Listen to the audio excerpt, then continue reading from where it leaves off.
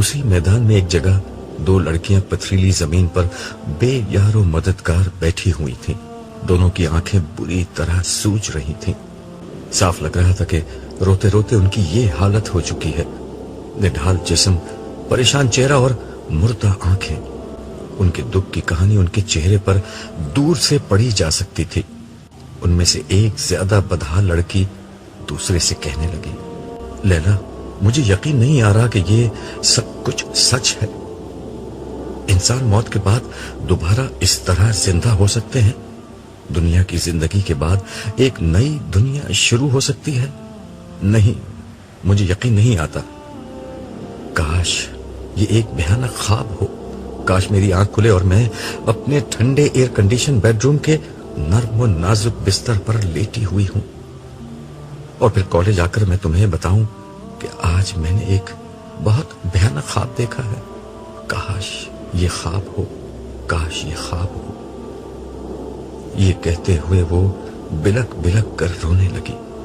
लैला ने रोती हुई आसमां से कहा, यकीन करने ना करने से अब क्या फर्क पड़ता है? ये ख्वाब नहीं, हकीकत है। ख्वाब तो वो था जो हम पिछली दुनिया में देख रहे थे। आंख तो अब खुली है आसमां, आंख तो अब खुली है, मगर अब आंख खुलने का क्या फायदा? कुछ देर के लिए खामोशी छा गई। फिर लैला हसरत के साथ आसमां से बोली, काश मेरी तुमसे दोस्ती ना होती, काश मैं तुम्हारे रास्ते पर ना चलती। हाँ, काश मैं तुम्हारे रास्ते पर चलती तो हम दोनों का ये हाल ना होता। पता नहीं अब आगे क्या होगा। आसमां का लहजा भी अफसरदा था। खामोशी के एक वक्फे के बाद आसमां ने लैला से मुखातिब होकर कहा, लैला, ये तो बताओ, दुनिया में हम कितने दिन रहे थे? पता नहीं, 1 दिन या 10 दिन, या शायद बस एक पहर। इस वक्त तो यूं लगता है कि जिंदगी कभी खत्म ना होगी, मगर अब तो सब कुछ बस एक ख्वाब लगता है। मुझे तो अब इस ख्वाब की कोई झलक भी याद नहीं आ रही। ये कहते हुए आसमां माजी के धुंधलकों में खो गई। शायद वो माजी के वर्क उलटकर कोई ऐसा पहर ढूंढ रही थी जिसकी याद आज तसल्ली का कुछ सहारा बन जाती, मगर उसकी याददाश्त में कोई ऐसा पहर नहीं आया। जो कुछ याद आया वो खुद एक फर्द करारदाद जुर्म की हैसियत रखता था। मैं आज क़यामत लग रही हूं ना? आसमां ने एक अदा से जिस्म को लहराया और किसी मॉडल के अंदाज में 2 कदम चलकर लैला के सामने खड़ी हो गई। लैला अपनी दरसगाह के अहाते में दरख्तों के साए तले बिछाई गई एक बेंच पर बैठी जूस पी रही थी, और उसके सामने उसकी अजीज सहेली आसमां लहराती बल खाती अपने नए कपड़ों की नुमाइश कर रही थी। लैला खामोश रही तो आसमां ने दोबारा कहा, मैं कैसी लग रही हूं? तुम कपड़े पहनकर भी बरहना लग रही हो। लैला ने बेनियाजी से जूस का एक सिप लेते हुए उसके लिबास पर तबसरा किया। व्हाट? सच कह रही हूं, ये लॉन का प्रिंट तो बहुत शानदार, मगर इससे तुम्हारा पूरा जिस्म झलक रहा है। आस्तीनें तो तुम पहनने की आदी वैसे ही नहीं हो, मगर इस लिबास में तो बाजुओं के साथ तुम्हारे कंधे भी बरहना नजर आ रहे हैं। Well well madam, don't condemn मी।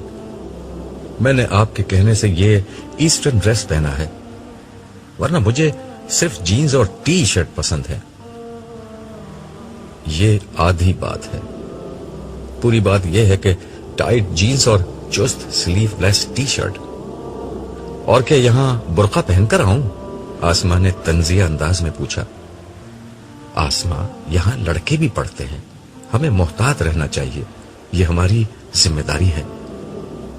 लैला ने उसे नासिहाना अंदाज में समझाते हुए कहा, सॉरी, ये तुम्हारी राय है, वरना जिम्मेदारी तो उन लड़कों की है कि अपनी नजरें झुका कर रखें। कोई मौलवी उन्हें ये क्यों नहीं बताता? यकीनन ये उनकी जिम्मेदारी है, मगर क्या हमारी कोई जिम्मेदारी नहीं है? लैला के इस जवाब पर आसमां तिनक कर बोली, क्या हम अपनी पसंद के कपड़े भी ना पहने, खूबसूरत भी नजर ना आए? जरूर पहनो और जरूर खूबसूरत लगो, मगर हया के दायरे में रहते हुए। बस करो यार, यहां एक मैडम शाइस्ता हैं जो हर वक्त ऐसे ही मॉडेस्टी पर लेक्चर देती रहती हैं, और दूसरी तुम हो। सुनो, उनके नक्शे कदम पर मत चलो, वरना उनके जैसे ही अंजाम होगा। सारी जिंदगी घर बैठी रह जाओगी मॉडेस्ट बनकर, तुम्हारी भी कहीं शादी नहीं होगी। आसमा, बुरी बात है, इतनी अच्छी और नेक टीचर हैं और तुम हो के उनका मजाक उड़ा रही हो। उनकी शादी नहीं हुई तो उसमें इनकी मॉडेस्टी का नहीं, हमारे माशरे का कसूर है। अरे छोड़ो यार ये फजूल बहस। ये देखो, ये जो लॉन्ग का प्रिंट मैंने पहना है वो सुपर मॉडल एक्ट्रेस चंपा ने लॉन्च किया है, और इसका डिजाइनर भी इंटरनेशनल शोहरत का मालिक है। पता है, एक सूट 30,000 का है। तुमने तो एग्जीबिशन में जाने से इनकार कर दिया था, मगर वहां बड़ा मजा आया। आखिर में फैशन शो भी था, उसी में चंपा ने ये स्टाइल पहना था जैसे मैंने कॉपी किया है। तुम भी बनवा लो, और उसके बाद मेरे घर वाले मुझे घर से निकाल देंगे। डोंट वरी, मैं तुम्हें अपने यहां रख लूंगी। वैसे भी तुम्हारे घर वाले बड़े ऑर्थोडॉक्स हैं। तुम्हारी अम्मी नाइमा आंटी हैं तो अच्छी खातून, बस हर वक्त नसीहत करती रहती हैं। और तुम्हारे अब्बा अब्दुल्ला अंकल, वो तो लगता है कि सारी दुनिया में इस्लाम फैलाकर ही दम लेंगे। ऐसे ही तुम्हारे बाकी बहन भाई हैं, बस एक तुम्हारे बड़े भाई जमशेद ही ढंग के हैं, इसीलिए शायद तुम लोगों के साथ नहीं रहते। अब्बा तो समझते हैं कि वही सबसे ज्यादा उनसे दूर हो चुके हैं, और बकौल अम्मी के उन्होंने मुझे भी खराब कर दिया है। क्या खराबी है तुम में? तुम तो मुझे वैसे ही बड़ी नेक लगती हो। मैं और नेक? बस मारे बांधे बचपन की आदत की बिना पर रोजा नमाज कर लेती हूं। बाकी मैं तुम्हारे साथ रहकर तुम्हारे जैसे ही काम करती हूं। मगर ये तो देखो कि मेरे साथ मजा कितना आता है। 50 बरस की जिंदगी है, खूब खाओ पियो और एंजॉय करो। हाँ, तुम्हारे साथ मजा तो आता है, मगर अब्बू कहते हैं कि आखिरत में अगर एक दिन के लिए भी पकड़ हो गई तो वहां का एक दिन हजारों बरस का होता है। उसमें 50 साल जिंदगी का सारा नशा हरन हो जाएगा। उनकी तरबियत से मेरी अम्मी, बहनें और भाई अनवर सभी नेकी की जिंदगी गुजारते हैं। Don't talk about them. वो नेकी की नहीं, बोरियत की जिंदगी गुजारते हैं। इस बोर जिंदगी के तसव्वुर से मुझे वहशत होती है। मैंने इसीलिए तुम्हारे घर जाना अब कम कर दिया है। हर वक्त जन्नत की बातें, हर वक्त आखिरत और नेकी की बातें। इबादत करो, नमाज पढ़ो, रोजा रखो, दुपट्टा सीने पे रखो, sir ढांको। I don't like these rubbish. आसमा की इस बात से लैला के चेहरे पर कुछ नागवारी के आसार जाहिर हुए।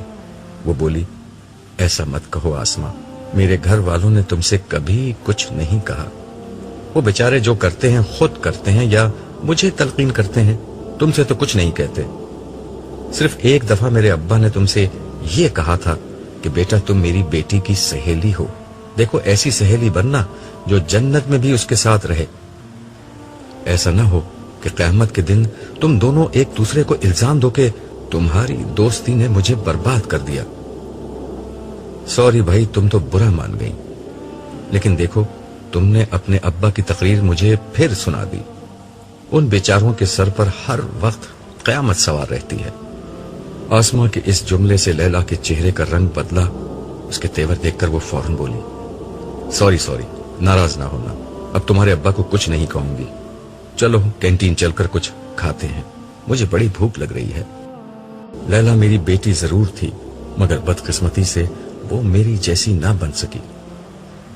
मुझसे ज्यादा वो अपने सबसे बड़े भाई जमशेद की लाडली थी। वही भाई जो मेरा पहलोटी का बेटा था और उसी की तरह मैदान हश्र में कहीं भटक रहा था। एक तरफ बड़े भाई का लाड प्यार और दूसरी तरफ आसमा की दोस्ती। ये आसमा अकलौती होने के नाते खुद वालदैन की लाडली और नाज़ो नहम में पली बड़ी थी। नतीजा ये निकला कि आज हश्र की इस ख्वारी में से उसे अपना हिस्सा वसूल करना पड़ रहा था। मेरे जमाने की बेशतर औलादों को उनके वालिदैन के लाड प्यार ने बर्बाद करके रख दिया था। औलाद हर दौर में वालिदैन को महबूब रही है। میرے زمانے میں یہ عجیب سانحہ رونما ہوا تھا کہ ماں باپ اپنے بچوں کے عشق میں اس طرح گرفتار ہوئے کہ خود ان کے کھلونے بن گئے۔ ہم ذرا قریب پہنچے تو آسماں کی نظر مجھ پر پڑی۔ اس نے لیلا کو دھوکا دیا۔ لیلا نے گھٹنوں سے سر اٹھایا، اس کی نظر میری نظر سے چار ہوئی۔ ان آنکھوں میں ایسی بے بسی، وحشت اور دکھ تھا کہ میرا دل کٹ کر رہ گیا۔ وہ اٹھی، بھاگ کر مجھ سے لپٹ گئی اور پوری قوت سے رونے لگی۔ اس کی زبان سے ابو ابو کے سوا کچھ اور نہیں نکل رہا تھا۔ میں بڑی مشکل سے خود پر ضبط کر رہا تھا۔ مجھے محسوس ہوا کہ یہ اگر روتی رہی تو کہیں میرے ضبط کا بند بھی میرا ساتھ نہ چھوڑ دے۔ میں نے اس کے سر پر ہاتھ پھیر کر کہا، بیٹا چپ ہو جا، میں نے تجھے بہت سمجھایا تھا نا، اس دن کے لیے جینا سیکھو، دنیا سوائے ایک فریب کے اور کچھ نہیں۔ ہاں آپ ٹھیک کہتے تھے، مگر میری آنکھوں پر پٹی بندھی ہوئی تھی۔ یہ کہتے ہوئے اس کی سسکیوں کی آواز اور بلند ہو گئی۔ وہ میرے سینے سے لگی ہوئی تھی اور میری نظروں کے سامنے سے اس کی پیدائش، بچپن، لڑکپن، جوانی اور زندگی بھر کے تمام مراحل کی تصویریں گزر رہی تھیں۔ کبھی بستر پر پڑی ہوئی وہ گڑیا جس کے رونے سے میں بے چین ہو جایا کرتا تھا، کبھی فراک پہنی ہوئی وہ پری جس کی ایک ایک ادا پر میں جان نثار کرتا تھا، کبھی اسکول کے یونیفارم میں بیگ لٹکائے وہ معصوم سی کلی، کبھی کالج کے یونیفارم میں پھولوں جیسی وہ بچی، اور کبھی شادی کے جوڑے میں سجی میرے دل کا وہ ٹکڑا جو اس وقت سراپا حسرت و یاس کی صورت بنے میرے سینے سے لگی تڑپ رہی تھی۔ مجھے لگا جیسے میرا دل پھٹ جائے گا۔ میں نے اسے بازوؤں سے پکڑ کر خود سے دور کر دیا اور اپنا سر پکڑ کر کھڑا ہو گیا۔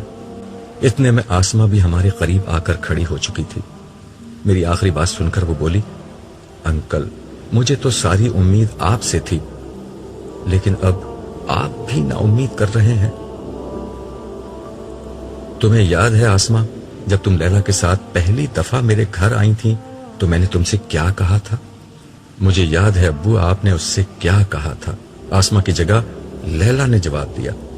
آپ نے کہا تھا کہ بیٹا تم میری بیٹی کی سہیلی ہو، دیکھو ایسی سہیلی بننا جو جنت میں بھی اس کے ساتھ رہے، ایسا نہ ہو کہ تم دونوں خدا کو ناراض کر دو اور کسی بری جگہ تم دونوں کو ساتھ رہنا پڑے، ایسا نہ ہو کہ قیامت کے دن تم دونوں ایک دوسرے کو الزام دو کہ تمہاری دوستی نے مجھے برباد کر دیا۔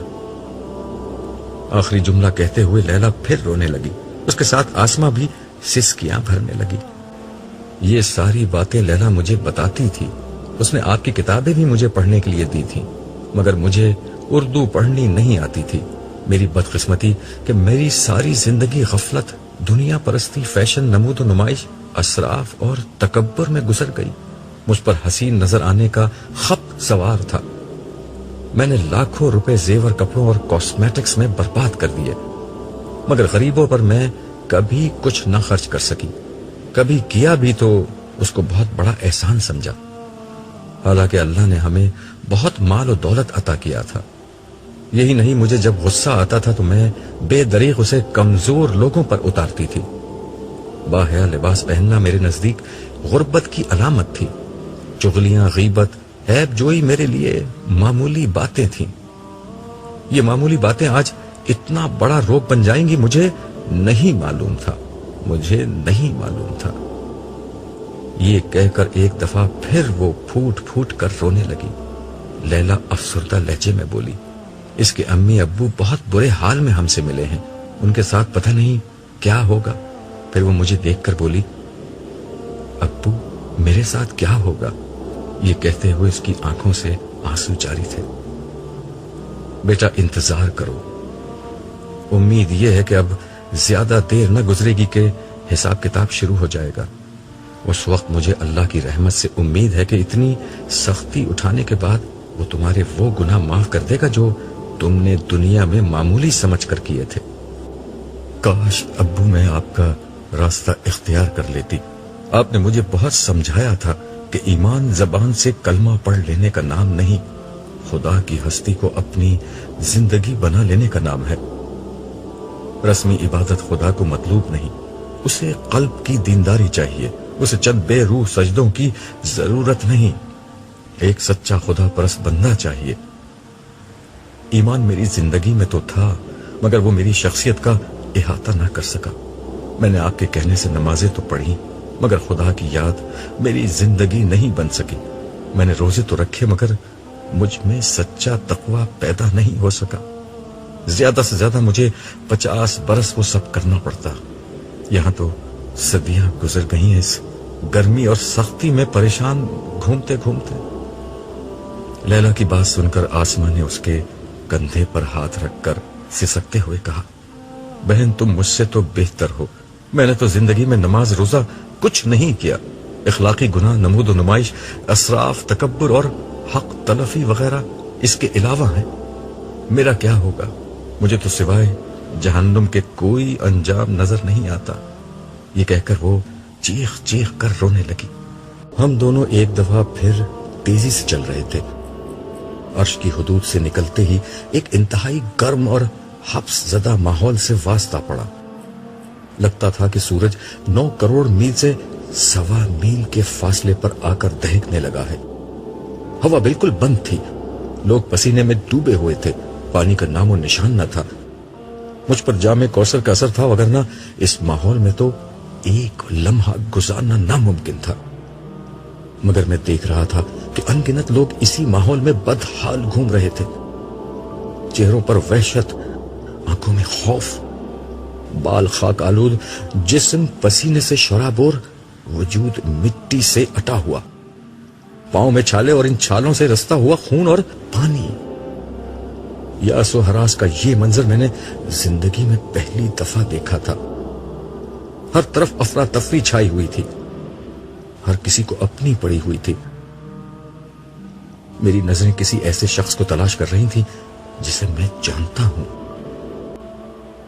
اس وقت شدید گرمی سے چہرے تپ رہے تھے، ہر طرف گرد و غبار اڑ رہا تھا، لوگ گروہوں کی شکل میں اور تنہا تنہا ادھر سے ادھر پریشان گھوم رہے تھے۔ میری متلاشی نظریں اپنے کسی شناسا کو ڈھونڈ رہی تھی، مگر کہیں کوئی شناسا صورت نظر نہیں آ رہی تھی۔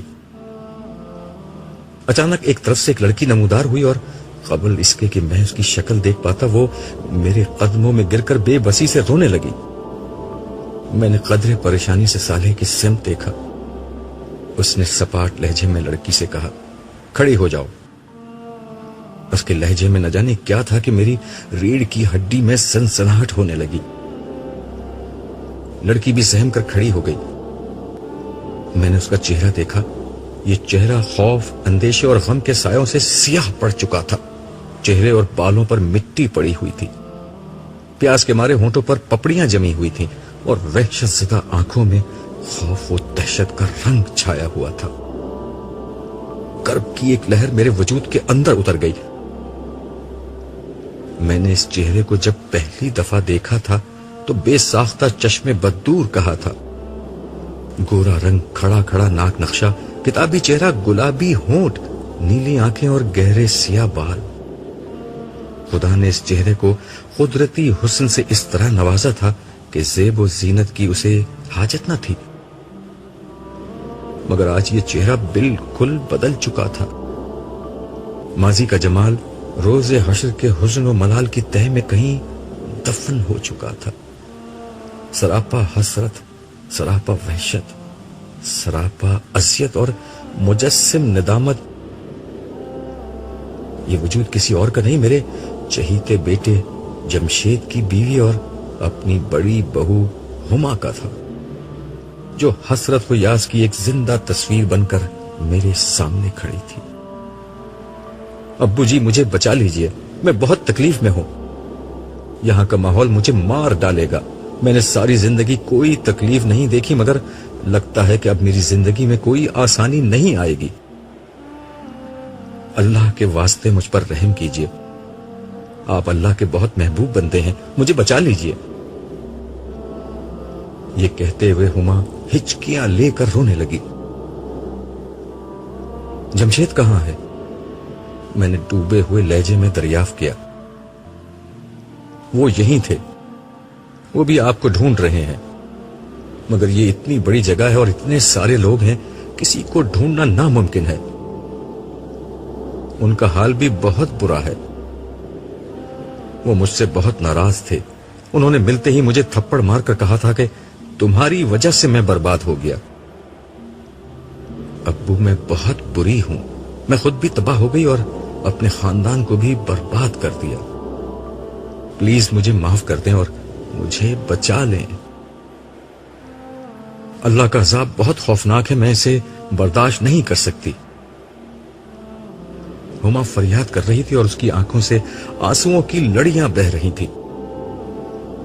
میرے دل میں پدری محبت کا جذبہ جوش مارنے لگا۔ وہ بہرحال میری بہو تھی۔ مگر اس سے پہلے کہ میں کچھ کہتا، سہلے اسی سپاٹ لہجے میں بولا، یہ بات تمہیں دنیا میں سوچنی چاہیے تھی ہما بی بی۔ آج تمہاری عقل ٹھکانے آ گئی ہے، مگر یاد ہے دنیا میں تم کیا تھیں؟ تمہیں شاید یاد نہ آئے، میں یاد دلاتا ہوں۔ یہ کہتے ہوئے صالح نے اشارہ کیا اور یک لخت ایک منظر سامنے نظر آنے لگا۔ یہ جمشید اور ہما کا کمرہ تھا۔ مجھے لگا میرے ارد گرد کا ماحول غائب ہو چکا ہے اور میں اسی کمرے میں ان دونوں کے ہمراہ موجود ہوں اور براہ راست سب کچھ دیکھ اور سن رہا ہوں۔ جمشید، اب میں اس ملک میں نہیں رہ سکتی، اب ہمیں کسی ویسٹرن کنٹری میں شفٹ ہو جانا چاہیے۔ ڈریسنگ ٹیبل کے سامنے بیٹھی ہوئی ہما نے اپنے کٹے ہوئے بالوں کو برش کرتے ہوئے کہا۔ جمشید بیڈ پر لیٹا ٹی وی دیکھ رہا تھا۔ اس نے کوئی جواب نہیں دیا۔ تم نے سنا جمشید میں نے کیا کہا؟ یس، میں نے سن لیا، لیکن میرا پورا خاندان یہاں ہے، میں انہیں چھوڑ کر کیسے جاؤں؟ بالکل ویسے ہی جیسے تم ان کا گھر چھوڑ کر میرے ساتھ الگ ہو چکے ہو۔ یہاں کی بات اور ہے، میں ہفتے میں ایک دفعہ جا کر ان سے مل تو لیتا ہوں، دوسرا یہ کہ فورن ٹرپ تو ہم ہر سال ہی کر لیتے ہیں، پھر ہمیں باہر شفٹ ہونے کی کیا ضرورت؟ نہیں، اب بچے بڑے ہو رہے ہیں، میں چاہتی ہوں کہ ان کی پرورش باہر ہی ہو، لیکن میں یہ چاہتا ہوں کہ میرے بچے میرے ماں باپ کی صحبت کا فائدہ اٹھائیں۔ میں تو اپنے ماں باپ کی نیکی کا کوئی حصہ نہیں پا سکا، لیکن کم از کم میری اولاد تو نیک ہو۔ انہی کی صحبت سے تو میں اپنی اولاد کو بچانا چاہتی ہوں۔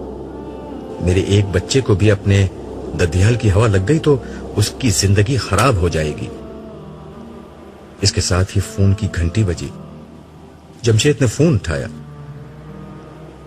جمشید نے اچھا کہہ کر ریسیور نیچے رکھ دیا اور ہما کو مخاطب کر کے کہا، تمہارے پاپا ہمیں نیچے بلا رہے ہیں۔ پھر ہما کی بات کا جواب دیتے ہوئے بولا، تم آخر میرے ماں باپ کے بارے میں اتنی نیگیٹو کیوں ہو؟ انہوں نے میری خوشی کی خاطر تمہیں بہو کے طور پر قبول کیا، حالانکہ تمہارے انداز و اطوار انہیں بالکل پسند نہ تھے۔ تم مجھے لے کر الگ ہو گئی تب بھی انہوں نے برا نہیں مانا۔ بس رہنے دو، ہما تنک کر بولی۔ انہیں میرے انداز و اطوار ناپسند تھے، مگر تم میرے عشق میں دیوانے ہو رہے تھے، اس لیے انہوں نے مجبوراً تمہیں مجھ سے شادی کی اجازت دی۔ تم ان سے الگ ہو کر یہاں زیادہ اچھی زندگی گزار رہے ہو، پاپا کے بزنس میں شریک ہو، کروڑوں میں کھیلتے ہو۔ جمشید، مجھ سے شادی کر کے تم سراسر فائدے میں رہے ہو، تم نے کوئی نقصان نہیں اٹھایا۔ پتہ نہیں کیوں تمہاری باتیں سن کر کبھی کبھی ابو کی یاد آ جاتی ہے کہ نفع و نقصان کا فیصلہ آخرت کے دن ہوگا۔ یار یہ فضول مذہبی باتیں ختم کرو، مجھے ان سے چڑ آتی ہے۔ کوئی قیامت وغیرہ نہیں آنی، لاکھوں برس سے دنیا کا سسٹم ایسے ہی چل رہا ہے۔ If you are smart, powerful and wealthy, you are the winner. All others are losers and idiots. And you know, this judgment day talk is nothing but rubbish.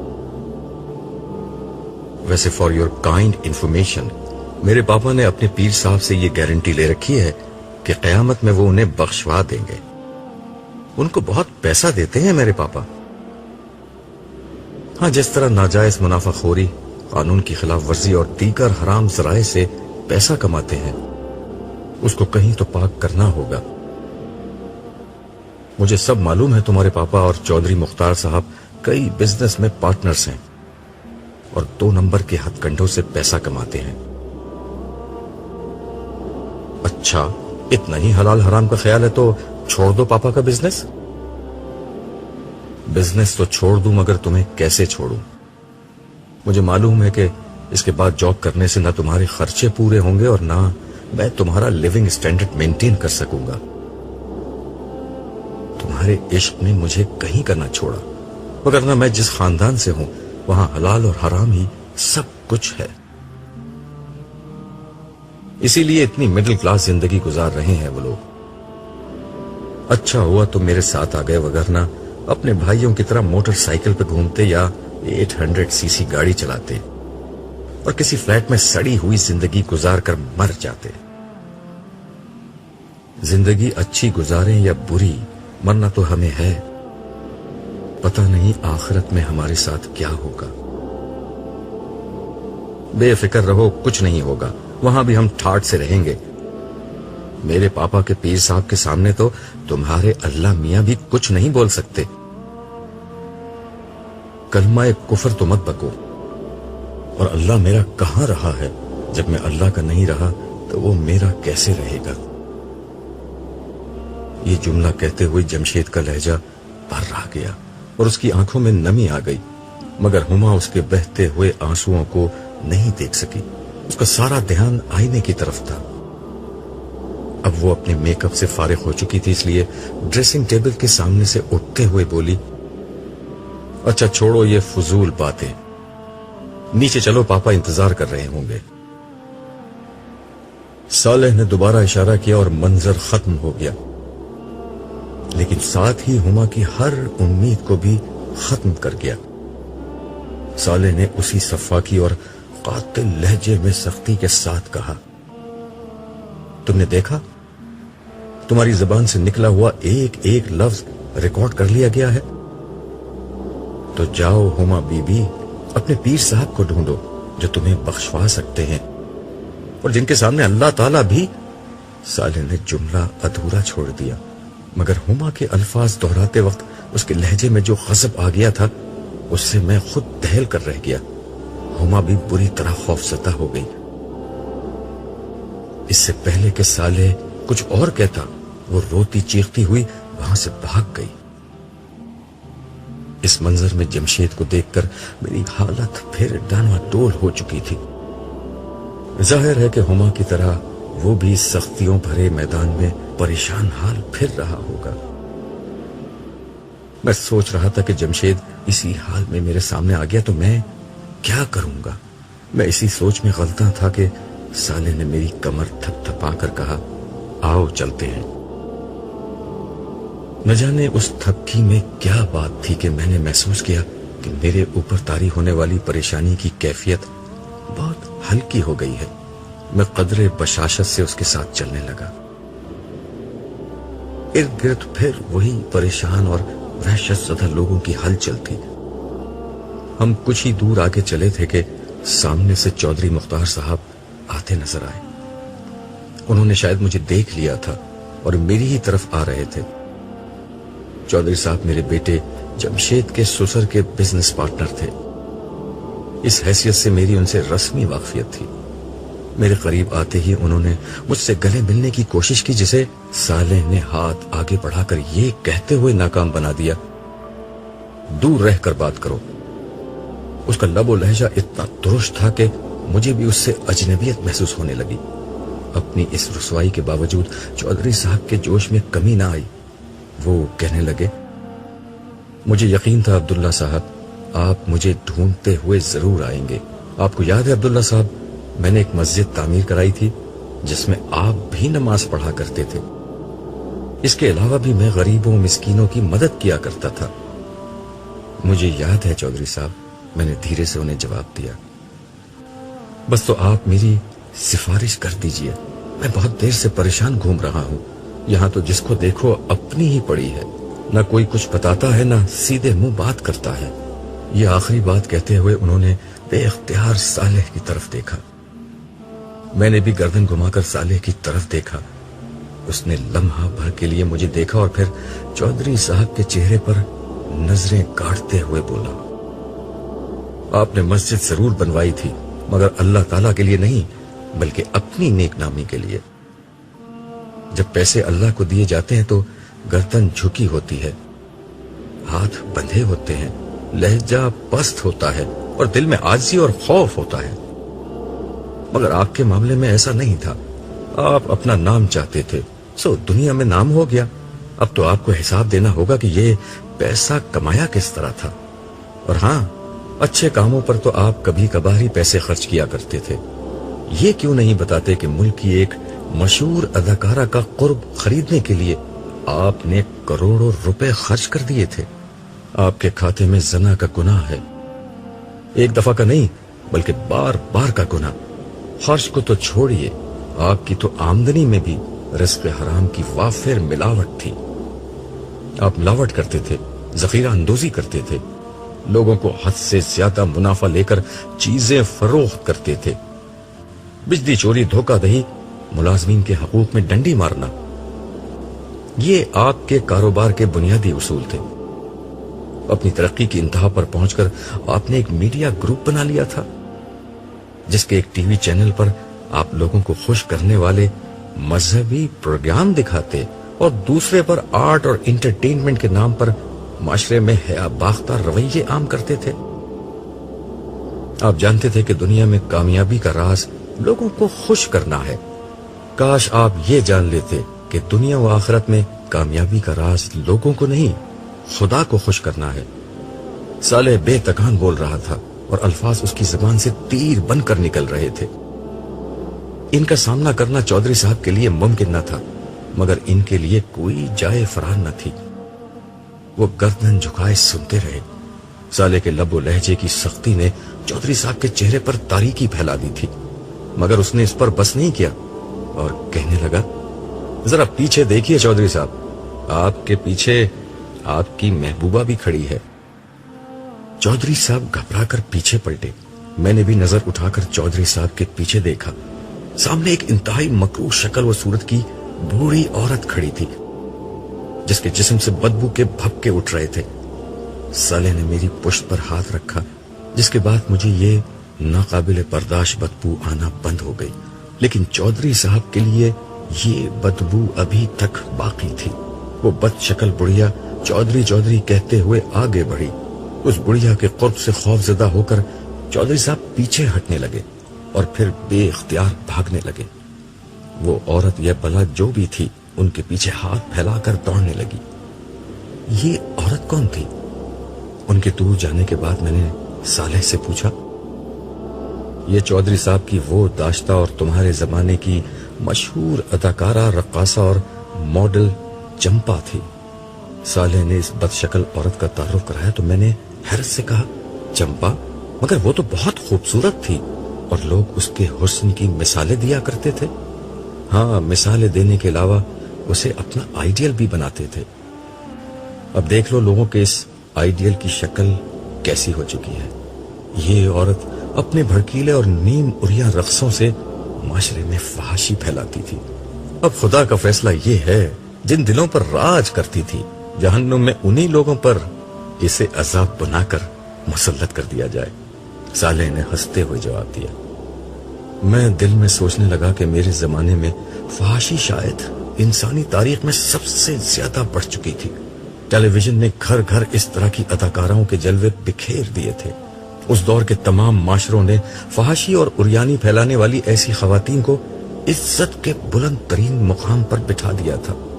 फिल्मी इदारों और टीवी चैनल्स के मालिकान के नजदीक वो औरतें माल कमाने का सबसे सस्ता और आसान जरिया थी, जिनके फहश रक्सों, दिलरुबा अदाओं और कम लिबासी को बेचकर ये लोग अपनी दौलत में इजाफा किया करते थे। नौजवान इनके दीवाने थे और अपने होने वाली बीवियों में इनकी सूरतें और नखरे तलाश करते थे। लड़कियां इन्हीं के अंदाज और लिबास की नकल करके खुद को संवारा करती थीं। इन्हीं की वजह से शरीफ मगर आम शक्ल सूरत वाली कितनी ही लड़कियां माशरे में बेवकत हो गई थीं। इनमें से कितनी थीं जो अपने आंगन में बहारों की राह तकते तकते سفید بالوں کی خزاں رخ تک جا پہنچی، اور کتنی تھیں جو معاشرے کی ناقدری کے داغ کو اپنی شرافت کی چادر میں چھپائے دنیا سے رخصت ہو جاتی تھی۔ میرے چہرے پر دکھ کے آثار واضح تھے، یہ آثار صالح نے پڑھ لیے تھے۔ وہ میرا ہاتھ تھامے خاموشی سے ایک طرف بڑھنے لگا، پھر کچھ دیر بعد ایک جگہ ٹھہر کر بولا، خدا نے تمہارے دکھوں کو دور کرنے کا ایک انتظام کیا ہے، مگر بہتر ہوگا کہ اسے دیکھنے سے قبل گزری ہوئی دنیا کا یہ منظر بھی دیکھ لو۔ اس کی زبان سے یہ الفاظ نکلے ہی تھے کہ میرے سامنے ایک منظر فلم اسکرین کی طرح چلنے لگا۔ مجھے لگا کہ میں اس منظر کا ایک حصہ ہوں اور بیان ہوئے بغیر بھی ہر حقیقت سمجھ رہا ہوں۔ صبح کی روشنی کھڑکی پر پڑے پردوں کو خاطر میں نہ لاتے ہوئے کمرے کے اندر داخل ہونے لگی تھی۔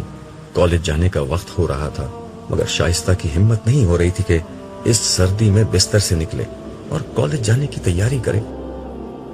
وہ عام طور پر فجر کی نماز پڑھ کر کچھ دیر مطالعہ کرتی اور پھر کالج کی تیاری، مگر آج وہ نماز پڑھ کر دوبارہ بستر میں لیٹ گئی تھی۔ کل رات ہی سے اس کی طبیعت ناساز تھی۔ نہیں، مجھے کالج جانا ہوگا ورنہ اسٹوڈنٹس کا بہت نقصان ہوگا، اور پھر امی ابو کے لیے ناشتہ بھی تو بنانا ہے۔ اس نے دل میں سوچا اور ہمت کر کے بستر سے اٹھ گئی۔ دھیرے سے چلتے ہوئے وہ برابر والے کمرے کی طرف گئی جو اس کے والدین کا تھا۔ اس نے آہستہ سے دروازہ کھول کر دیکھا، وہ دونوں گہری نیند سو رہے تھے۔ اس کے چہرے پر ایک اطمینان بخش مسکراہٹ آ گئی۔ شائستہ نے اپنی ساری زندگی اپنے گھرانے کے نام کر دی تھی۔ اس کے والدین اس کے بچپن ہی میں معذور ہو گئے تھے۔ وہ 3 بہنوں میں سب سے بڑی تھی۔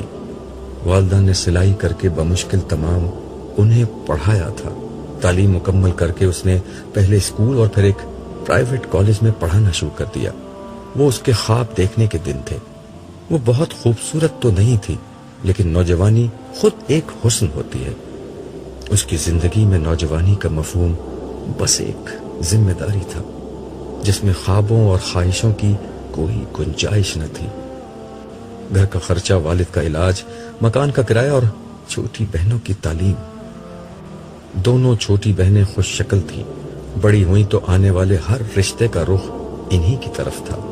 شائستہ راہ کی دیوار نہیں بنی اور خوشی خوشی بہنوں کو ان کے گھر آباد کر دیا۔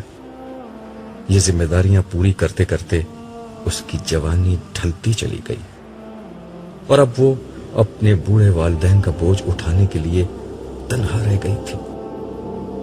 ان حالات میں اس کا سہارا خدا کی ذات تھی۔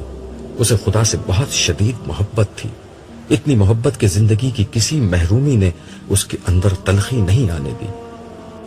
وہ نماز روزی کی پابند تو بچپن سے تھی، مگر خدا کی محبت کی یہ مٹھاس اسے اس کے روحانی استاد عبداللہ صاحب کی کتابیں پڑھ کر ملی تھی، اور اب یہ اس کی زندگی کا مشن تھا کہ وہ خدا کی بندگی اور محبت کی یہ مٹھاس اپنے نوجوان طلباء تک منتقل کرے۔ وہ ایک بہترین استاد تھی اور اس کے طلباء اس کی بہت عزت کرتے تھے، اسی لیے وہ اس کی باتیں ہمیشہ توجہ سے سنتے اور شائستہ شوق سے انہیں پڑھاتی تھی۔ مگر آج نہ جانے کیوں اس کا دل بہت اداس تھا۔ شاید طبیعت کی خرابی کا اثر تھا کہ وہ ڈپریشن کی کیفیت میں تھی۔ ناشتے سے فارغ ہو کر وہ آئینے کے سامنے کھڑی کالج جانے کے لیے تیار ہو رہی تھی۔ اس نے اپنے چہرے کو غور سے دیکھا۔ ڈھلتی جوانی کے سارے اثرات اب ظاہر ہو رہے تھے۔ وہ ایک کرب کے ساتھ مسکرائی اور خود کو مخاطب کر کے دھیرے سے بڑبڑائی، شائستہ، تم ہار گئی، تمہارے حصے میں تنہائیوں کے سوا کچھ نہیں آیا۔ یہ کہتے ہوئے اس نے آنکھیں بند کر لی۔ شاید یہ اس کا اعتراف شکست تھا، مگر اسی لمحے استاد عبداللہ کی ایک بات اس کے کانوں میں گونجنے لگی، جو خدا سے سودا کرتا ہے وہ کبھی نقصان نہیں اٹھاتا۔ ایک مسکراہٹ کے ساتھ اس نے آنکھیں کھولی اور ٹھہرے ہوئے لہجے میں بولی، دیکھتے ہیں، دیکھ لیں گے، اب وقت ہی کتنا بچا ہے۔ منظر ختم ہو گیا۔ میں نے صالح کی سمت دیکھ کر کہا، میں تو اس لڑکی کو نہیں جانتا۔ اب جان لو گے۔ वैसे तुम जो कुछ लिखते थे वो बहुत दूर तक जाता था। साले ने जवाब दिया और साथ ही मेरा हाथ थामे एक सिमत आगे बढ़ने लगा। थोड़ी देर बाद हम एक ऐसी जगह पहुंचे जहां वैसे ही सख्तगीर फरिश्ते नजर आए जैसे अर्श की सिमत आम लोगों को बढ़ने से रोकने के लिए खड़े थे। मगर साले को देखकर उन्होंने हमारा रास्ता छोड़ दिया। जरा दूर चलकर हमारे सामने एक दरवाजा आ गया। साले ने दरवाजा खोला और मेरा हाथ थामे अंदर दाखिल हो गया। यह दरवाजा एक दूसरी दुनिया का दरवाजा था, क्योंकि उसके दूसरी तरफ हश्र के परेशान कुन माहौल के बरक्स मंजर फैला हुआ था। मैं बेख्तियार बोला, साले, हम वापस नबियों के कैंपों की तरफ तो नहीं आ गए? उसने मुस्कुराकर कहा, हाँ, तुम्हारा दुख तो यहीं आकर दूर हो सकता है। हम चलते हुए एक शानदार खेमे के करीब पहुंचे। उसके दरवाजे पर एक इंतहाई बावकार और पुर नूर चेहरे वाले एक साहब खड़े थे। ये मेरे लिए बिल्कुल अजनबी थे। करीब पहुंचकर सालेह ने उनसे मेरा तारुफ कराया। ये अब्दुल्ला है, मोहम्मद रसूलुल्लाह की उम्मत के आखिरी दौर के उम्मती, और आप नहूर हैं, यरमैया नबी के इंतहाई करीबी साथी। नहूर, आप इन्हीं से मिलना चाह रहे थे ना? ये एक अजीम पैगंबर के सहाबी का मुझसे तारुफ भी था और ये वजाहत भी कि मैं यहां क्यों मौजूद हूं। मैंने नहूर से मुसाफे के लिए हाथ बढ़ाया, लेकिन उन्होंने पुरजोश अंदाज में मुझे अपनी गले से लगा लिया। मैंने इसी हाल में उनसे कहा, यरमैया नबी से मुलाकात का शर्फ तो मुझे अभी तक हासिल नहीं हुआ, लेकिन आपसे मिलना भी किसी एजाज से कम नहीं है। जरा बाहर आना, देखो तो तुमसे कौन मिलने आया है। नहूर की आवाज के साथ ही एक लड़की खेमे से निकलकर उनके बराबर आ खड़ी हुई थी। ये लड़की अपने हुलिये से कोई शहजादी और शक्ल सूरत में परिस्तान की कोई परी लग रही थी। उस लड़की ने गर्दन झुकाकर मुझे सलाम किया और मुझे मुखातिब करके कहा, आप मुझे नहीं जानते, मगर मेरे लिए आप मेरे उस्ताद हैं और इस रिश्ते से मैं आपकी रूहानी औलाद हूं। मेरा नाम शाइस्ता है। गुमराही के अंधेरों में खुदा के सच्चे दीन की रोशनी मैंने आपके जरिए से पाई थी। खुदा से मेरा तारुफ आपने करवाया था। खुदा के साथ इंसान का असल ताल्लुक क्या होना चाहिए, ये मैंने आप ही से सीखा था। आज देखिए, खुदा ने मुझ पर एहसान किया और अब मैं एक अजीम नबी के सहाबी की बीवी बनने जा रही हूं। थोड़ी देर कबल साले ने इसी लड़की को मुझे दिखाया था, मगर अब इसकी हालत में जो इंकलाब आ चुका था उसे देखकर मैं दंग रह गया। लेकिन उसे इस तरह देखकर मुझे जितनी खुशी हुई, इसको मैं अल्फाज में बयान नहीं कर सकता। मैंने शाइस्ता से कहा, मेरी तरफ से आप दोनों दिली मुबारकबाद कबूल कीजिए। उम्मीद है कि आप मुझे अपनी शादी में भी याद रखेंगी। क्यों नहीं, आपको तो बुलाने का मकसद ही नहूर को यह बताना था कि मेरे मैके वाले कोई मामूली लोग नहीं है। उसने हंसते हुए जवाब दिया, फिर तो आपने गलत शख्स का इंतखाब किया है। मैंने फौरन जवाब दिया, फिर अपना रुख नहूर की तरफ करते हुए कहा, लेकिन शाइस्ता की बात बिल्कुल दुरुस्त है। उनके मैके के लोग मामूली नहीं और हो भी कैसे सकते हैं। शाइस्ता उम्मत मोहम्मदिया में से हैं। नबी अरबी की निस्बत के बाद उनका मैका मामूली नहीं रहा। इस मौके पर साले ने मुदाखलत की और कहा, आप लोगों की मर्तबा व मनसब की इस बहस का फैसला बाद में होता रहेगा। सरे दस्त मुझे अब्दुल्ला को वापस लेकर जाना है, इसलिए हमें इजाजत दीजिए। नहूर और शाइस्ता से इजाजत लेकर हम दोनों वहां से रुखसत हो गए। वापसी पर साले मुझसे बोला, हो गया ना तुम्हारे दुख का मदावा? मैंने खुदा की अपनी बंदों पर इनायत का जो मुशाहिदा अभी किया था, उसने मेरी कुव्वत गोयाई सल्ब कर ली थी, इसलिए मैं खामोश रहा। सालेह ने अपनी बात जारी रखी, ये लड़की अपने सब्र की वजह से इस मुकाम तक पहुंची है।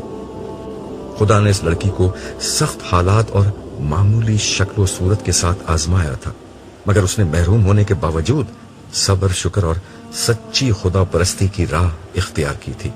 और आज तुमने देख लिया, जो पिछली दुनिया में पाने से महरूम रह गए, उनका सब्र आज उन्हें किस बदले का मुस्तहिक बना रहा है। मैं चलते चलते रुका, अपनी नजरें उठाकर आसमान को देखा, आसमान वाले को देखा और फिर अपनी गर्दन झुका ली।